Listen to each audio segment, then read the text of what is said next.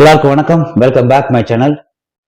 இன்னைக்கு என்ன பார்க்க போறோம் பாத்தீங்க அப்படின்னா, சீனா வந்து திடீர்னு ஒரு அதிர்ச்சியான ஒரு ரிப்போர்ட் கொடுத்துட்டாங்க. என்னன்னு கேட்டீங்க அப்படின்னா, இப்ப இடையில வந்து சீனா வந்து ஆப்பிரிக்காவும் ஆஸ்திரேலியாவை விட 3வது இடத்துல தங்கம் சேகரிக்கிறதுல இருக்கு, தங்கமோட கையிருப்புல. இப்ப அதை உடைக்கிற மாதிரி ஒரு நியூஸ் வந்திருக்கு. அதுக்கு முன்னாடி நம்ம சேனலை ஃபர்ஸ்ட் டைம் பாக்குற வந்து சப்ஸ்கிரைப் பண்ணிட்டு பாருங்க. வாங்க வீடியோக்குள்ள போலாம். சீனா நாடுன்னு எடுத்துட்டீங்களா வச்சுங்க.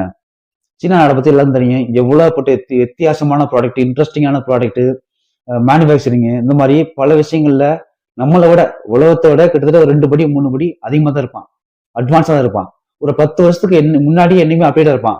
அந்த ப்ராடக்ட் வந்து நமக்கு சேர்றதுக்கு உடனே கிடைச்சாலும் கூட, ஆனா யோசிக்கிறதுல இருந்து, டெக்னாலஜில இருந்து, டெவலப்மெண்ட்ல இருந்து எல்லாமே சீனாவை அடிச்சுக்க ஆளே கிடையாது. அந்த மாதிரி நம்ம சொல்லுவோம். அந்த அளவுக்கு டெக்னாலஜி பவர், ஹார்ட் ஒர்க்கு, நாட்டோட பொருளாதாரம், ப்ராடக்ட் மேனுஃபேக்சரிங் அப்படின்னு சொல்லிட்டு எல்லாத்துலயும் ஃபர்ஸ்ட் கிளாஸா இருக்காங்க.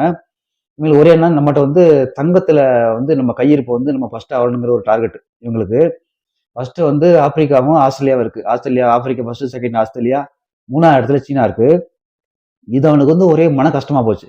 நம்ம 3வது இடத்துல இருக்குமே, ஃபர்ஸ்ட் இடத்துக்கு போகணும் அப்படின்னு சொல்லி இதுக்கு ஒரு தனியா ஒரு டீம் ஃபார்ம் பண்றான். தனியா ஒரு டீம் ஃபார்ம் பண்ணி நம்ம சீனாவில் எங்கெங்க தங்கங்கள் இருக்கோ அதை ஃபுல்லா தேட ஆரம்பிங்க, ரிசர்ச் பண்ண ஆரம்பிங்க, எங்க கிடைக்குங்கிறத கண்டுபிடிக்க ஆரம்பிங்க அப்படின்னு சொல்லி 2021 இருந்து இந்த ப்ராஜெக்ட் போயிட்டு இருக்கு சைலண்டா. இப்ப திடீர்னு ஒரு நியூஸ் அப்படின்னா, கடலுக்கு அடியில ஒரு வேற மாதிரியான தங்க புதையல் கிடைச்சிருக்கு அப்படிங்கிற மாதிரி ஒரு அப்டேட் கிடைச்சிருக்கு. இது மட்டும் இல்லாம 2021 ஆரம்பிச்ச ப்ராஜெக்டுக்கு அப்புறம் போன வருஷம் ஒரு நியூஸ் கிடைச்சது. என்ன அப்படிங்கன்னா, இயாங்கில் அப்படிங்கிற ஒரு இடத்துல வந்து கிட்டத்தட்ட 14.44 லட்சம் கிலோ கோல்டு கிடைச்சிருக்கு. இது வந்து பெரிய ஆச்சரியமா போய் ரொம்ப சந்தோஷம் அந்த நாட்டுக்கே.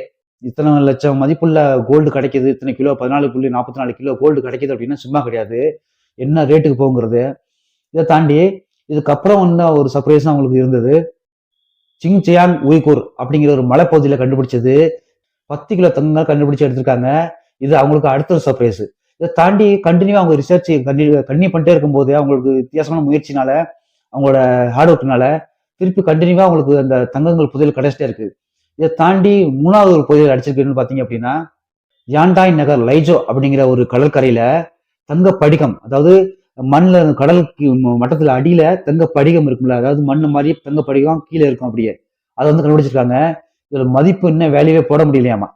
இந்த மதிப்பு மட்டும் கால்குலேட் பண்ணிட்டோம். இது நம்ம கை கிடைச்சு அப்படின்னா நம்பர் 1 கோல்டு ப்ரொடக்ஷன் எங்க கிடைக்கும் பாத்தீங்க அப்படின்னா, ஆப்பிரிக்கா தூக்கி சாப்பிட்டுருவான், ஆஸ்திரேலியா தூக்கி சாப்பிட்டுருவான். இப்ப நம்பர் 1 என்னன்னு பாத்தீங்க அப்படின்னா சீனா. இப்ப சீனா சொல்றதுதான் ரேட்டு, கோல்டு ரேட்டு.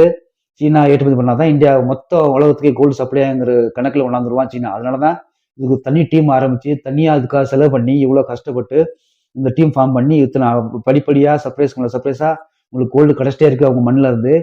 இது வந்து சும்மாவே சீனா கையில பிடிக்க முடியாது. நீ அட்வான்ஸ் மேல அட்வான்ஸா போயிட்டு தான் இருக்கான். 10 வருஷம் 5 வருஷத்துக்கு எப்பவும் அப்டேட்டா இருந்துட்டு தான் இருக்கான் சீனாக்காரன். இப்ப இதெல்லாம் கிடைச்சுன்னு வச்சுக்கோங்க, இதுதான் டாப் 1. அமெரிக்கா, ஆப்பிரிக்காவும் சரி, ஆஸ்திரேலியா சரி, தூக்கி ஓரம் கட்டிட்டு மேல போய் உட்காந்துக்குவான் சீனாக்காரன். அவன் சொல்றதுதான் ரேட்டு, அவன் சொல்றதுதான் எக்ஸ்போர்ட், எல்லாமே அவன் சொல்றதாங்கிற மாதிரி கணக்காயிரும். இவ்வளவு கோல்டு கிலோ கோல்டு கிடைச்சிச்சு அப்படின்னா அவனோட கையிருப்பு கிட்டத்தட்ட 10ல இருந்து 20% இன்னும் அதிகப்படுத்தும் அப்படிங்கிற மாதிரி சொல்லியிருக்காங்க. இது வந்து அவங்களுக்கு கிடைச்ச வெற்றின்னு சொல்றாங்க. ஏன்னா இவ்வளவு கஷ்டப்பட்டு 2021 இருந்து பண்றோம், 2025 24 25 முடிஞ்சு 26 ஆக போகுது. இந்த வருஷத்துல கண்டிப்பா கிடைக்கிறதே எங்களுக்கு பெரிய விஷயம் தான்.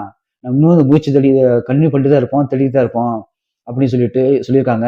அவங்களோட எண்ணங்கள் எல்லாம் டாப் உள்ள போகணும். நம்ம அதிகமான தங்கங்கள் உலகத்துல கையிருப்பு சீனாட்ட மட்டும் தான் இருக்கணுங்கிற எண்ணங்கள் இருக்கு அவங்களுக்கு. அவங்க சொல்றது இன்னி ரேட் ஆகும்னு நினைக்கிறேன். இன்னி கோல்டு ரேட்டு ஏற ஏற ஏற எவ்வளவு டிமாண்ட் ஏறுதோ, மக்கள் எவ்வளவு ஆசைப்படுறாங்களோ அதுக்கு தகுந்த மாதிரி கோல்டு ரேட் ஏறிட்டே போகும். இது வந்து சீனாக்கு அடிச்ச பெரிய ஜாக்பாட். இது எந்த நாட்டுக்கும் அவ்வளவு கிடைக்கல, சீனாவுக்கு கிடைச்சிருக்கு. அவங்களோட ஹார்ட் ஒர்க்னால கிடைச்சிருக்கு.